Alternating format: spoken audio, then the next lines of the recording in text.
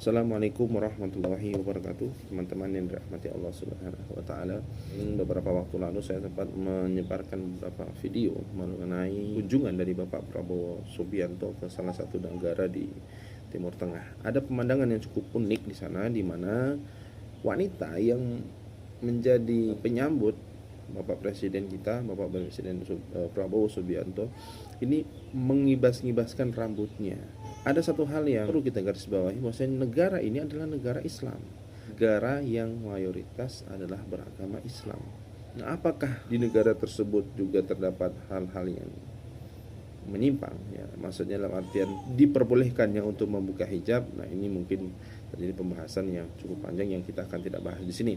Akan tetapi yang ingin saya bahas di sini adalah apa sih hukum berhijab, menutup rambut bagi seorang wanita. Di dalam Al-Quran, Quran surah Al-Ahzab, ya, Allah Subhanahu wa taala berfirman, ya, artinya Allah Subhanahu wa taala memerintahkan istri-istrinya Nabi, istri anak-anak perempuannya, dan seluruh istri-istri daripada orang-orang Islam.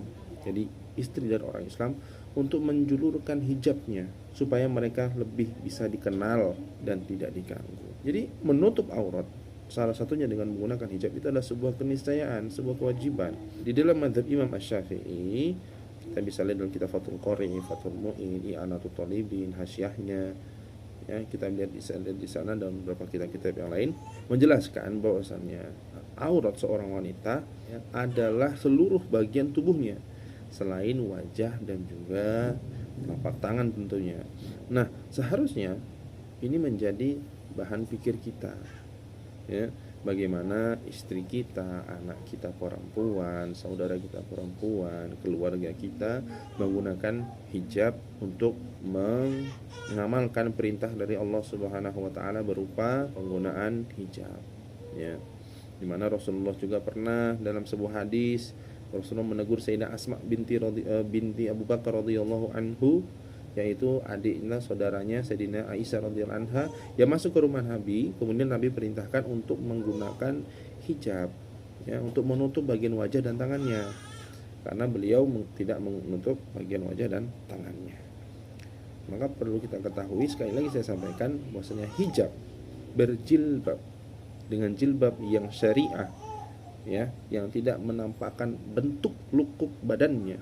Wanita menggunakan hijab tapi dadanya berbentuk, kemudian bajunya terlalu kencang dan sebagainya, itu kata Nabi termasuk orang yang dilaknat, dikarenakan menggunakan hijab sama seperti tidak menggunakan hijab. Jadi kalau kita menggunakan hijab, menggunakan jilbab, menggunakan kerudung, itu yang longgar, sebagaimana kita melaksanakan sholat, kemudian perempuan menggunakan mukena, ya, gunakan seperti itu di kehidupan kita sehari-hari. Lagi intinya tidak membentuk lekuk tubuh seperti itu. Untuk apa? Kita ini menjalankan perintah Allah Subhanahu wa taala, yaitu Allah memerintahkan kita untuk menjulurkan hijab, ya, untuk wanita supaya nanti mereka bisa dikenal. Bisa dikenal di sini ada satu pendapat mengatakan supaya bisa dikenal mereka itu sebagai orang Islam. Nah, jangan sampai kita sebagai umat Islam menjadikan dalil satu negara yang ada di Timur Tengah sebagai dalil agama. Tidak ada. Dalil dalam Islam itu ada 4. Yang pertama adalah Al-Quran, yang kedua adalah Al-Hadith, yang ketiga adalah ijma' ulama atau kesepakatan para ulama, konsensus para ulama.